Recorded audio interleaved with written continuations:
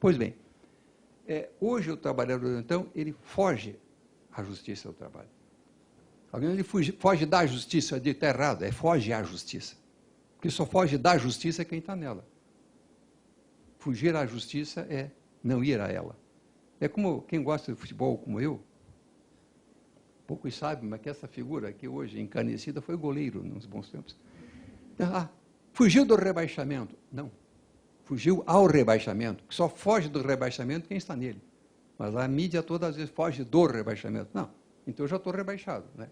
É fugir ao rebaixamento. Como o trabalhador hoje foge à justiça. Ele não quer ir à justiça, receoso, evidentemente, né? Talvez de ganhar alguma coisa, mas de ser condenado em algo muito maior do que aquilo que ele recebeu. Aliás, isso me recorda a figura lendária de um imperador de um certo país. Né? Era um imperador prepotente, como convém aos imperadores ditatorialescos. Ele concentrava em si todos os poderes, o que não é muito raro, porque os próprios reis, na antiguidade, concentravam em si todos os poderes, os reis. Mas o ditador, então, ele centralizava os poderes do Estado. E aí alguns assessores dele chegaram a dizer, mas, Excelência, nós temos relações com estados aí democráticos que estão inquietos com a situação do nosso reino aqui, né, porque não temos um poder judiciário. E ele, nas primeiras tentativas, ele repeliu a ideia de instituir um poder judiciário nos seus domínios. Mas foram tantas as instâncias e os argumentos dos seus assessores que um dia ele chamou esses seus assessores mais próximos e disse a eles, olha, vocês então elaborem aí um projeto desse tal de poder judiciário, mas eu tenho sugestões a fazer. É o seguinte, para ingressar nesse poder, na justiça, a parte vai ter que pagar uma pesada taxa. Lá o réu, para se defender, vai ter que também pagar uma pesada taxa. Para produzir alguma prova, vai ter que pagar uma pesada taxa. Se quiser recorrer, pesada uma taxa. E assim foi. E arrematou dizendo, enfim, elabore um projeto de tal maneira que a parte tenha receio de ingressar no Poder Judiciário. Pois o que era simplesmente uma lenda converteu-se em realidade no plano do processo do trabalho brasileiro. Hoje, o trabalhador, ele não é que está sendo afugentado, ele tem receio de ir à justiça por esses motivos que eu falei. Já que eu citei a lenda do imperador, me ocorre agora, tivemos um autor, Gil Vicente, ele é considerado o fundador do teatro português, da dramaturgia especialmente.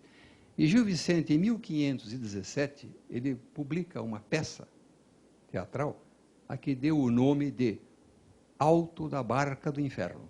Isso é escrito em 1517, 17 anos depois do descobrimento do Brasil. Não é descoberta, é descobrimento do Brasil. Nela, na obra, Gil Vicente imagina duas barcas ancoradas em margens distintas do mesmo rio. Uma das barcas era capitaneada por um anjo que conduziria as pessoas que morressem ao paraíso. A outra barca era comandada pelo demônio, pelo diabo, e levaria os finados ao inferno.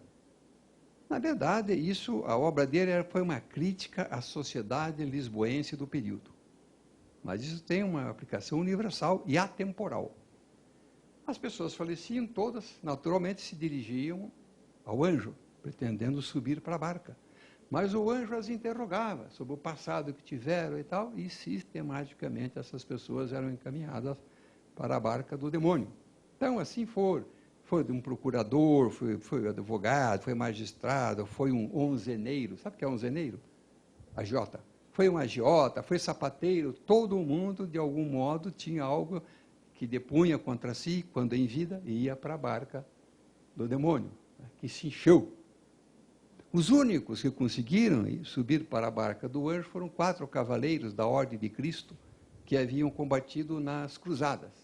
Esses, então, conseguiram, por seus méritos, né, por defender a religião cristã, subiram para a barca do anjo. Pergunto às senhoras, se Gil Vicente fosse vivo hoje, para qual barca ele mandaria os autores da reforma trabalhista? Não precisa falar, porque o sorriso do senhor já me respondeu. Né? Eu acho que todos iriam para uma dessas barcas, que eu saiba qual é. É uma forma, assim, eufemística, de eu não poder dizer aquilo que eu gostaria.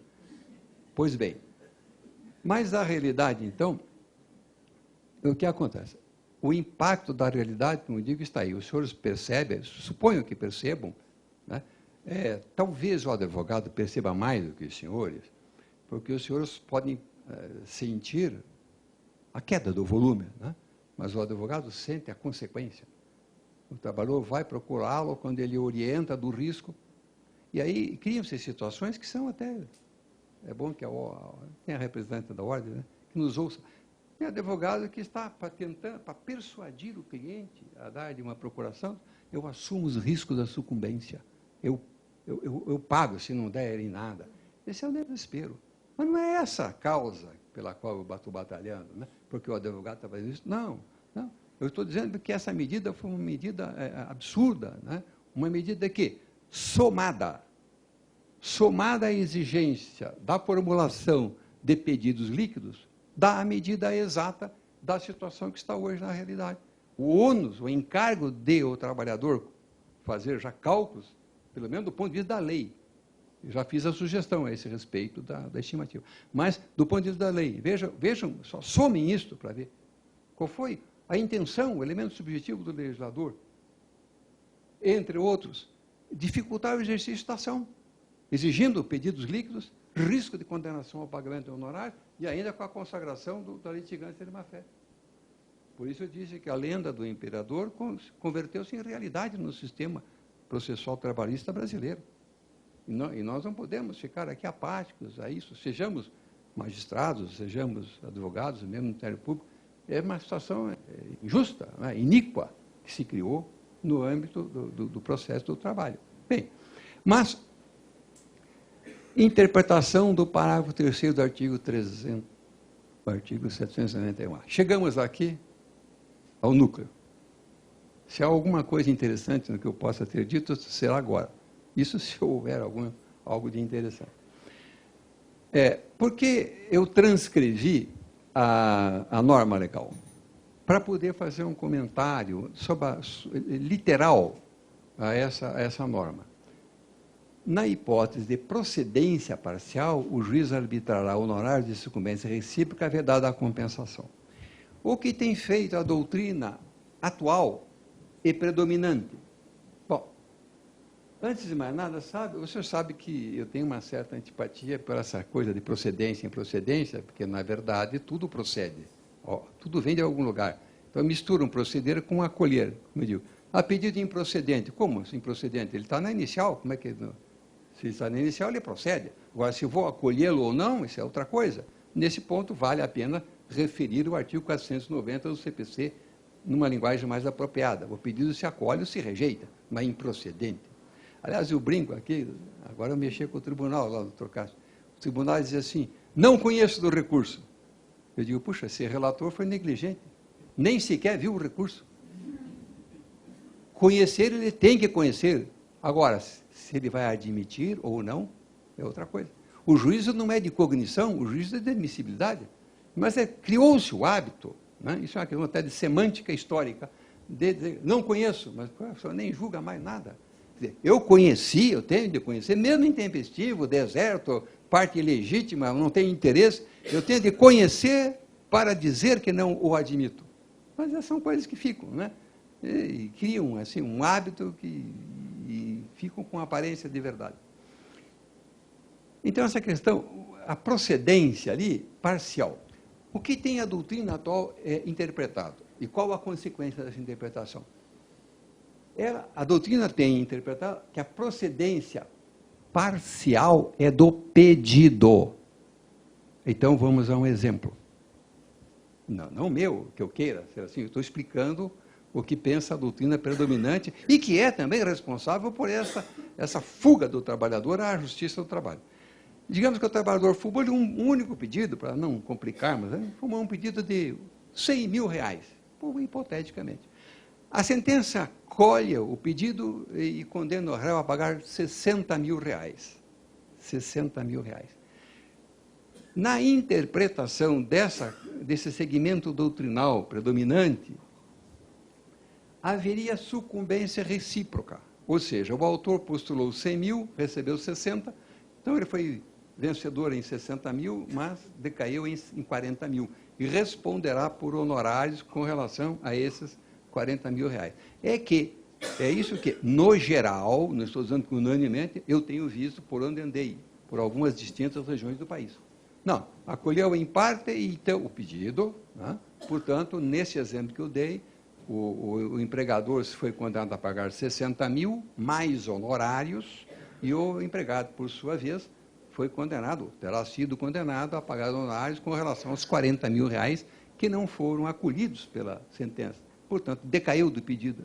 Esta é a interpretação. E essa é a causa de todo esse terrorismo que se difundiu, afugentando o trabalhador. A minha interpretação não é essa. Eu não estou dizendo que é a correta. Eu não teria essa pretensão, né, de deter a pedra lija da verdade, como eu diria.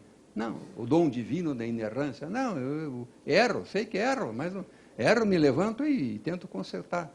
Então, é a mera opinião. A minha interpretação é esta. Agora, que fique clara, não se vão acolhê-la ou não, é uma questão individual. Mas que fique clara, pelo menos, a interpretação, o pensamento. Sem poder negar a vigência à lei e a sua expressão literal, eu entendo que a lá em cima, a procedência parcial não é do pedido, é da causa.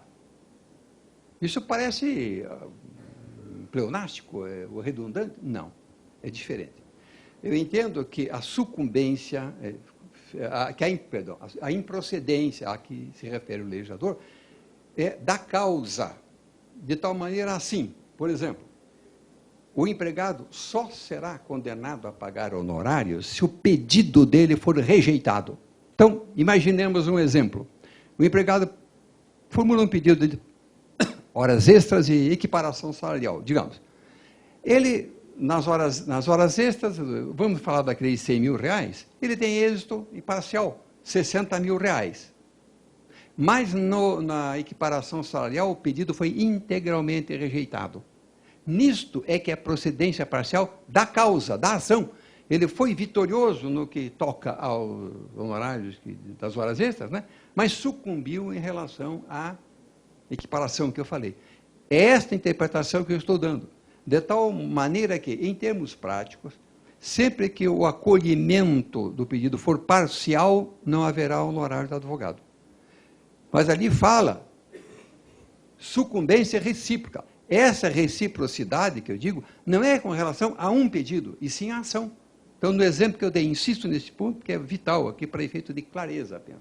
Se o trabalhador pediu horas extras e teve o pedido acolhido em parte, e teve totalmente rejeitado o seu pedido de, seja lá, adicional, equiparação que eu falei, aí nós teremos um caso de procedência parcial, quer dizer, do conjunto dos pedidos, uma procedência parcial, que foi vitorioso em parte aqui e sucumbiu ali. Isto é uma procedência parcial. E, conseguintemente, haverá aí condenação recíproca. Por quê? Porque esse trabalhador não pagará honorários com relação às horas extras, que lhe foram definidas em parte, mas pagará honorários de advogado com relação à sucumbência total. O réu, por sua vez, pagará honorários de advogado com relação ao acolhimento parcial. E por que isso? Eu digo, além de ser uma interpretação que me parece justa, socialmente justa, para atenuar esses rigores perversos da norma legal, eu digo o seguinte, a conclusão está ali estampada. É uma conclusão harmoniosa com os princípios da CLT. Eu até poderia ter dito, eu mudei até, eu botei harmoniosa, eu tinha dito outra coisa. O Supremo Tribunal Federal, que o senhor deve estar acompanhando, não é muito agradável sempre estar assistindo lá, mas o Supremo Tribunal Federal, por exemplo, nas ações diretas portanto, concentrada de controle da constitucionalidade, por força de lei, a Lei 9.868, que regula isso, ele tem decidido conforme a Constituição, seja com redução de texto ou sem redução de texto. Pois eu agora, analogicamente, extraio essa minha conclusão, que já expus aos senhores, conforme a Constituição. Mas achei que o conforme, por ele não ficar muito claro, eu botei harmoniosa. E por quê? Vamos tomar, baseado em que, senhor? Está muito vago isso, conforme a Constituição. Ora, vamos para um caso concreto, custas. O autor formula aquele pedido de R$100 mil só, o único pedido. A sentença acolhe em parte, condena o réu a pagar de 60 mil, rejeita 40 mil do trabalhador. Quem vai pagar custas aí? O trabalhador pagará custos por isso? Não, porque não há o pró-rata no sistema do processo de trabalho. Pagará custas o vencido na causa. E o empregador, ainda que tenha sido em R$50, de 200 mil postulados, ele é o vencido e só ele pagará custas. Esse é o princípio do sistema da CLT, que poderia ter adotado o sistema, o pró-rata da justiça comum. Mais um exemplo de silêncio intencional. Nem teve silêncio, aí o legislador até foi claro, né? As custas serão pagas pelo vencido. Então, extraio daí um princípio a ser observado também em tema de honorários advocatícios.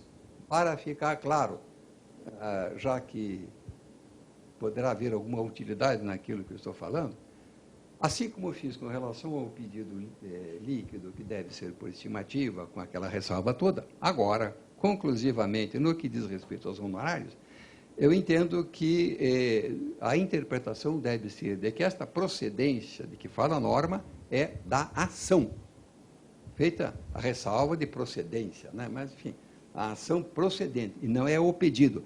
Em termos concretos, isso vai fazer com que o trabalhador só venha a ser condenado a pagar honorários se sucumbir totalmente. Eu estive, João Pessoa, na Paraíba, alguém veio falar comigo, um juiz lá, professor, aqui nós temos um entendimento de que é o seguinte, só se o empregado sucumbir é que será pago, será condenado em honorário. Digo, tá, mas qual é o fundamento legal? Eles não sabiam. Mas esse era um anseio. Eu digo, olha, pois o fundamento é esse. O fundamento é esse. Você não pode ligar, porque senão parece uma decisão ideológica. Não, só se for o trabalhador for vencido totalmente é que eu vou condenar a pagar honorários. Mas qual é o fundamento jurídico?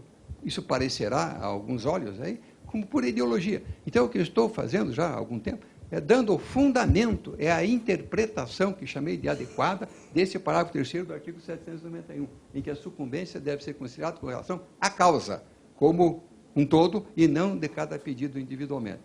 Fundamento analógico, o próprio dispositivo do artigo 789, da CLT, falei, está ali, 789, parágrafo 1º, em que a condenação não é pró-rata, não há reciprocidade em custas, não há reciprocidade em coisa alguma, somente o vencido terá o encargo de pagar custas e honorários advocatícios, quando for o caso. Pronto. Não, termina a minha participação, aí, agradecendo a amável audiência e deferindo já a intervenção para perguntas, se houver. Pois não. Parabéns, professor, muito obrigado por suas palavras, pelos ensinamentos. Eu atuo atualmente perante o tribunal como presidente da primeira turma, da qual, inclusive, Vossa Excelência fiz parte da primeira fez turma. parte, com ótimas lembranças, inclusive daqueles que trabalharam contigo. Isso foi, essa intervenção foi justamente para te dar uma chance de respirar um pouco. Pronto, então eu já respirei. Pronto. Não, agora a apneia. Tem pergunta. Sim. Não, só para te tranquilizar, então, Sim. Justamente essa questão, a primeira turma discutiu essa questão já sob a égide da nova legislação, muitos processos, muitos recursos estão chegando, até mesmo por conta dessa novidade e a incerteza, né? E nós, depois de muita discussão, debate sobre essa questão, até mesmo de dar uma interpretação razoável, harmoniosa, esses adjetivos todos que o senhor utilizou em sua palestra, nós chegamos a essa conclusão de que deveríamos lá, já tem inclusive ementa de minha lavra, acordo da minha lavra com ementa nesse sentido, de que Perfeito. De que devemos olhar pedido a pedido.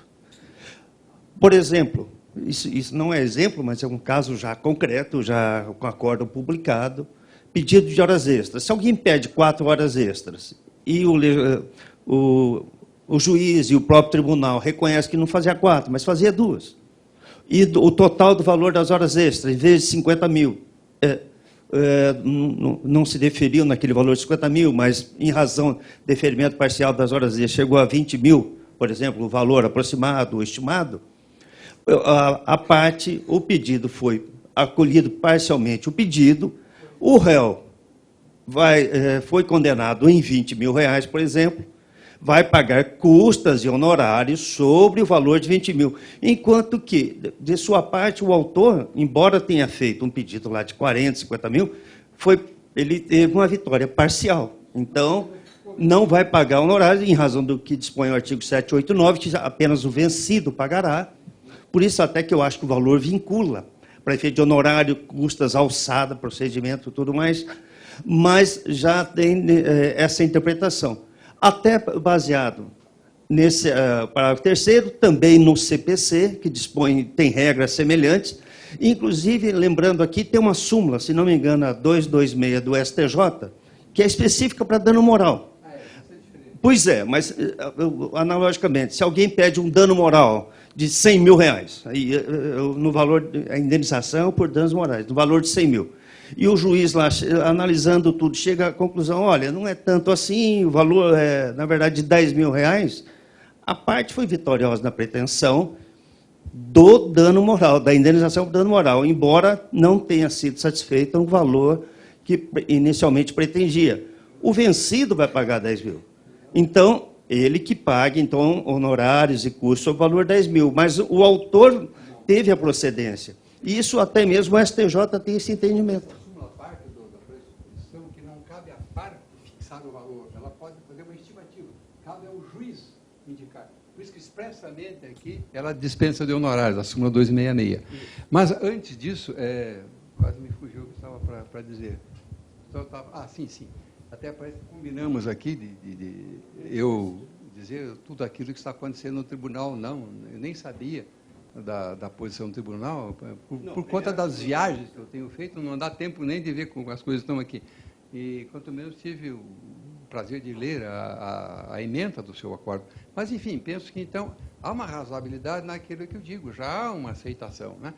O que não me parece tolerável, por exemplo, situações que eu já vi em outras regiões do país assim. Um exemplo, para mostrar, se não houver uma interpretação abrandante, veja as consequências. Lembrando aos senhores da justificativa feita pelo legislador de pedidos inexistentes, pedidos absurdos. O autor, digamos, ele formulou um pedido de relação de emprego, hipoteticamente. Relação de emprego.